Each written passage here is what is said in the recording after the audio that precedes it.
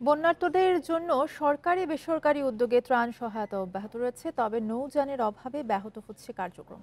বিশেষ করে গ্রাম ও চরাঞ্চলে আটকে পড়াদের খাবার ও বিশুদ্ধ পানির জন্য হাহাকার অবস্থা। এসব এলাকায় পৌঁছাতে বেগ পেতে হচ্ছে স্বেচ্ছাসেবীদের। খাগড়াছড়িতে ক্ষতিগ্রস্তদের মাঝে ত্রাণ বিতরণ করেছে বৈষম্য বিরোধী আন্দোলনের শিক্ষার্থীরা। ঢাকা থেকে হেলিকপ্টারে সেনাবাহিনীর কাছে এসব ত্রাণ পৌঁছে দেয় তারা। পরে তা দুর্গতদের মাঝে বিতরণ করা হয়। লক্ষ্মীপুরে বন্ধন ফাউন্ডেশনের উদ্যোগে ১,০০০ পরিবারের মধ্যে চাল, ডাল, তেল ও শুকনো খাবার বিতরণ করা হয়েছে।